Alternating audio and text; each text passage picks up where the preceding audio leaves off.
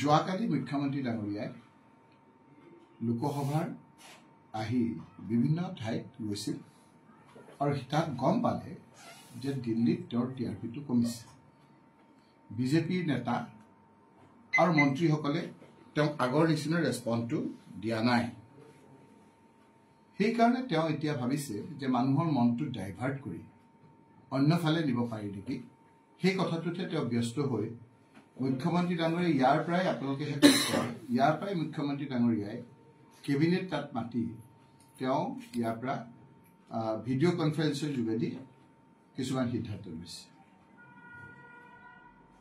মুখ্যমন্ত্ৰী অহাৰ আগমুহূৰ্তত অসমলৈ সকলো অসমৰ মানুহক বন্ধকত থৈ মডগ্ৰেছত থৈ তাৰ কৰিছে।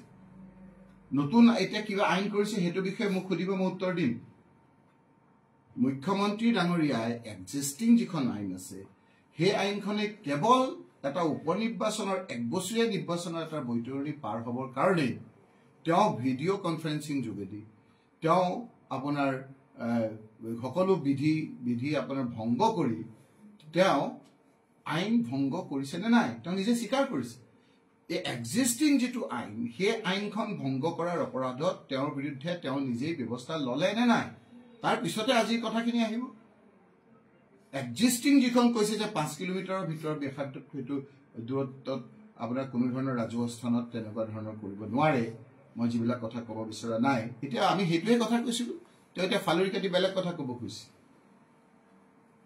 সেইটো তেওঁ কৰিছিল নে নাই তেওঁ কওকচোন, কৰিছিল নে নাই? তেওঁতো স্বীকাৰেই কৰিছে বুলি। গতিকে সেই যে আইন ভংগ কৰিলে তেওঁ যে নিজে স্বীকাৰ কৰিলে তেওঁ সেইটোৰ লগত জড়িত সেইটোৰ বিষয়ে তেওঁ নিজকে ব্যৱস্থা ল'লে নে নাই তাৰ পিছতে বাকী কথাখিনি আহিব। এতিয়া আমাৰতো গোটেইটো চৰ্চা হ'ব যে বন্ধ কৰি দিলে। মই ক'লো যে বন্ধ আছিল নে নাই আগতেতো বন্ধ আছিল, কেৱল বৈতৰণিটো পাবৰ কাৰণে তেওঁ এইটো খোলাহে লৈছিলে। বাকী সাধাৰণ মানুহেতো আপোনাৰ এইটো কৰিবলৈ ভয় কৰে।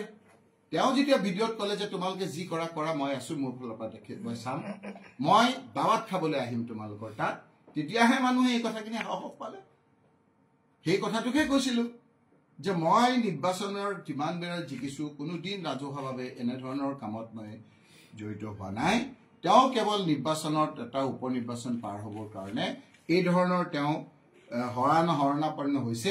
তেওঁতো এইটো বিশ্বাসঘাতকতাৰ তেওঁতো এটা স্বৰূপ আছেই। যিখিনি মানুহে বিভিন্ন ধৰণে ভাবিলে যে তেওঁ অমুক সমষ্টি জিকিব তমুক সমষ্টি জিকিব, এতিয়া দেখিলে যে